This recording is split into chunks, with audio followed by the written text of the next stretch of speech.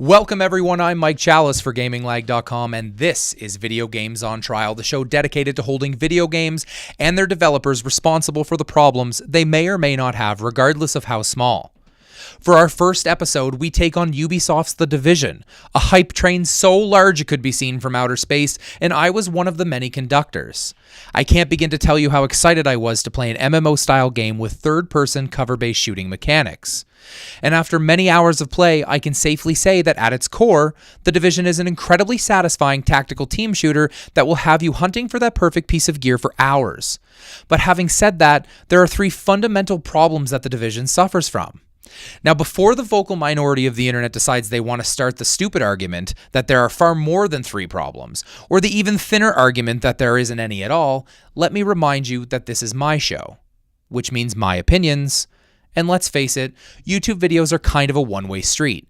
I talk, you listen, and maybe you click the subscribe button and we all go home happy, okay? The first problem with The Division is its world. The world is a beautifully realized Manhattan built in an almost one-to-one scale. A playground so enthralling, I almost didn't even make this video. If you're now asking, what the hell's the problem then, it's not so much the world itself, but the way it was implemented. You see, the world is one giant instance. For those who don't understand that, think of an instance as a prison cell. There isn't very much interaction with other people. This is kind of a problem for a game classified as a shared world shooter.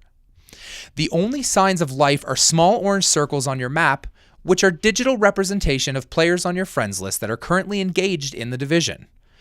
But other than a slim chance of bumping into them in a safe house, that's it. The reason this is a problem is because it makes the world feel empty and, albeit, sometimes a little bit boring. This problem only feeds The Division's second big problem, its balance issue. Ubisoft is on record as saying you can play by yourself or with friends, and while that is true in the very, very literal sense, it's the same thing as telling someone they can climb Mount Everest. Yes, it's possible, but it's an absolutely brutal way to spend your time. The game is punishing to anyone wanting to play alone, and it isn't apparent at first.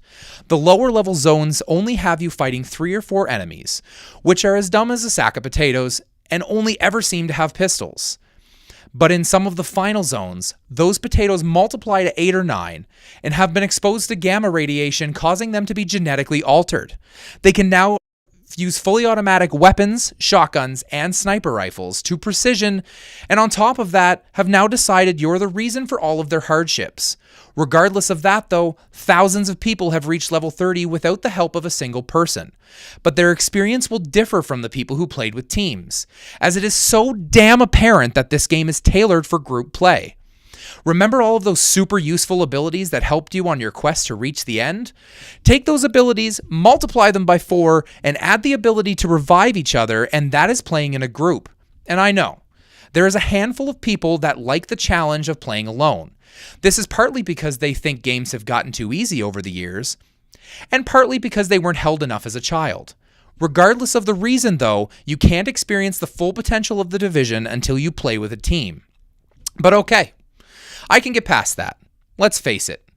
Nobody believed Ubisoft when they said they were going to be able to have a great single-player experience. So I can forgive them for that. I can also forgive them for the decision to make the world a giant jail cell. It has major advantage. There are almost no load times once you're logged in. In fact, you can get about as much gameplay in an hour of The Division as you could in about a year of Destiny. But when making an MMO-style game, there's a simple formula that needs to be followed. Leveling up should be a massive tutorial on how your abilities and the game will help you accomplish your overall mission. All of your skills are put to the test in an MMO's endgame content. The endgame of games like The Division determines how long we'll be playing. But upon reaching level 30, there are really only 2 things you can do to improve your character. You can repeat the same missions you already have, done at a slightly higher difficulty, but that's about as boring as a game of Monopoly. And I think I speak for the entire planet when I say I fucking hate Monopoly. Or you can dive into the Dark Zone, a high-risk, high-reward area of The Division, where the loot is great, but the risk of losing it is even greater. And points have to be given for trying something different.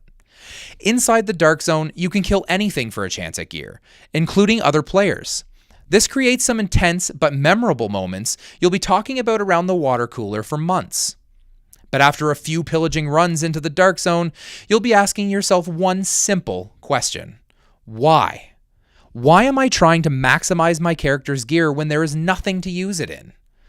That's because the actual endgame of The Division is still a giant question mark.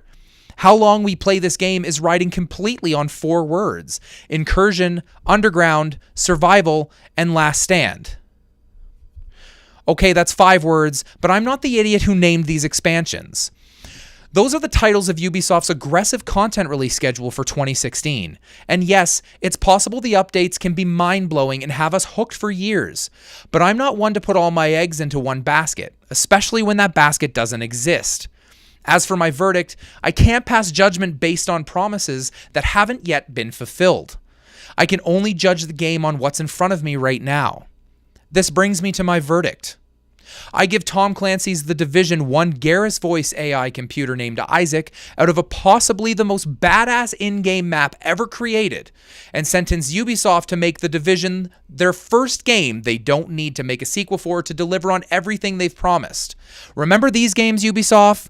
I do. Now get your shit together.